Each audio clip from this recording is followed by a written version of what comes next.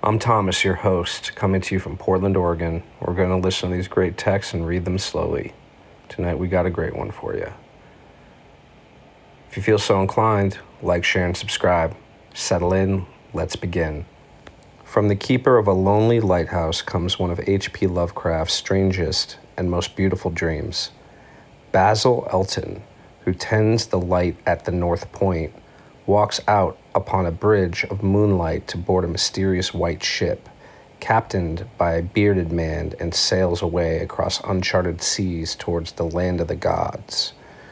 They pass the Land of Zar, where dwell all the forgotten dreams and beauties men have ever known, the terrible land of Thalarion, the city of 1,000 wonders, where the demon Lethe reigns over the dead, and come at last to Sona-Nyl, the blessed land of fancy, where there is neither time nor suffering, and Elton dwells in happiness for many ages. But beyond the basalt pillars of the west lies Cathuria, the land of hope. Against every warning, he longs to reach it. Listen now and set sail on the white ship for the edge of the world. The White Ship by H.P. Lovecraft, published in 1919.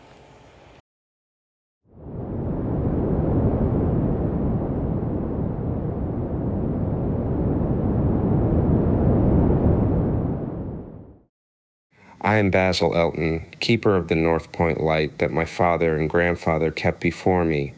Far from the shore stands the gray lighthouse, above sunken slimy rocks that are seen when the tide is low, but unseen when the tide is high. Past that beacon for a century have swept the majestic barks of the seven seas. In the days of my grandfather there were many, in the days of my father not so many, and now there are so few that I sometimes feel strangely alone, as though I were the last man on our planet. From far shores came those white-sailed argosies of old, from far eastern shores where warm sunshine and sweet odors linger about strange gardens and gay temples. The old captains of the sea came often to my grandfather and told him of these things, which in turn he told to my father, and my father told to me in the long autumn evenings when the wind howled eerily from the east. And I have read more of these things, and of many things besides, in the books men gave me when I was young and filled with wonder. But more wonderful than the lore of old men and the lore of books is the secret lore of ocean. Blue, green, gray, white, or black, smooth, ruffled, or mountainous, that ocean is not silent. All my days have I watched it and listened to it, and I know it well. At first it told to me only the plain little tales of calm beaches and near ports, but with the years it grew more friendly and spoke of other things, of things more strange and more distant in space and in time. Sometimes at twilight the gray vapors of the horizon have parted to grant me glimpses of the ways beyond, and sometimes at night the deep waters of the sea have grown clear and phosphorescent to grant me glimpses of the ways beneath. And these glimpses have been as often of the ways that were and the ways that might be as of the ways that are, for ocean is more ancient than the mountains, and freighted with the memories and the dreams of time. Out of the south it was that the white ship used to come when the moon was full and high in the heavens. Out of the south it would glide very smoothly and silently over the sea, and whether the sea was rough or calm, and whether the wind was friendly or adverse, it would always glide smoothly and silently, its sails distant, and its long, strange tiers of oars moving rhythmically. One night I espied upon the deck a man, bearded and robed, and he seemed to beckon me to embark for fair, unknown shores. Many times afterward I saw him under the full moon, and ever did he beckon me.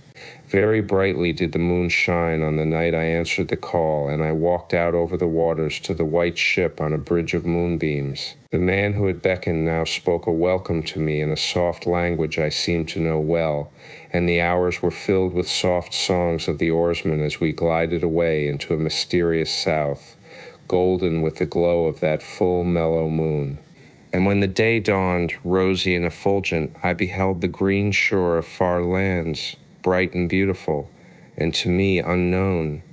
Up from the sea rose lordly terraces of verdure, tree-studded and shewing here and there the gleaming white roofs and colonnades of strange temples. As we drew nearer the green shore, the bearded man told me of that land, the Land of Zar, where dwell all the dreams and thoughts of beauty that come to men once and then are forgotten. And when I looked upon the terraces again, I saw that what he said was true, for among the sights before me were many things I had once seen through the mists beyond the horizon and in the phosphorescent depths of ocean. There, too, were forms and fantasies more splendid than any I had ever known, the visions of young poets who died in want before the world could learn of what they had seen and dreamed. But we did not set foot upon the sloping meadows of Zar, for it is told that he who treads them may never more return to his native shore.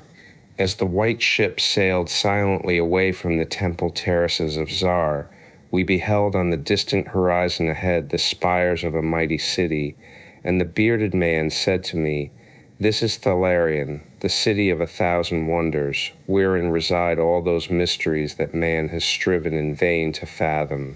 And I looked again at closer range and saw that the city was greater than any city I had known or dreamed of before. Into the sky the spires of its temples reached, so that no man might behold their peaks. And far back beyond the horizon stretched the grim gray walls, over which one might spy only a few roofs, weird and ominous, yet adorned with rich friezes and alluring sculptures. I yearned mightily to enter this fascinating yet repellent city, and besought the bearded man to land me at the stone pier by the huge carven gate Accursed. But he gently denied my wish, saying, "Into Thalarion, the city of 1,000 wonders, many have passed, but none returned. Therein walk only demons and mad things that are no longer men, and the streets are white with the unburied bones of those who have looked upon the eidolon Lathi that reigns over the city." So the white ship sailed on past the walls of Thalarion, and followed for many days a southward flying bird, whose glossy plumage matched the sky out of which it had appeared. Then came we to a pleasant coast gay with blossoms of every hue, where as far inland as we could see basked lovely groves and radiant arbors beneath a meridian sun. From bowers beyond our view came bursts of song and snatches of lyric harmony, interspersed with faint laughter so delicious that I urged the rowers onward in my eagerness to reach the scene. And the bearded man spoke no word, but watched me as we approached the lily-lined shore. Suddenly a wind blowing from over the flowery meadows and leafy woods brought a scent at which I trembled. The wind grew stronger, and the air was filled with the lethal charnel odor of plague-stricken towns and uncovered cemeteries. And as we sailed madly away from that damnable coast, the bearded man spoke at last, saying, "This is Sura, the land of pleasures unattained." So once more the white ship followed the bird of heaven, over warm blessed seas fanned by caressing aromatic breezes. Day after day and night after night did we sail, and when the moon was full we would listen to soft songs of the oarsmen, sweet as on that distant night when we sailed away from my far native land. And it was by moonlight that we anchored at last in the harbor of Sona-Nyl, which is guarded by twin headlands of crystal that rise from the sea and meet in a resplendent arch. This is the land of fancy, and we walk to the verdant shore upon a golden bridge of moonbeams. In the land of Sona-Nyl there is neither time nor space, neither suffering nor death, and there I dwelt for many aeons. Green are the groves and pastures, bright and fragrant the flowers, blue and musical the streams, clear and cool the fountains, and stately and gorgeous the temples, castles, and cities of Sona-Nyl.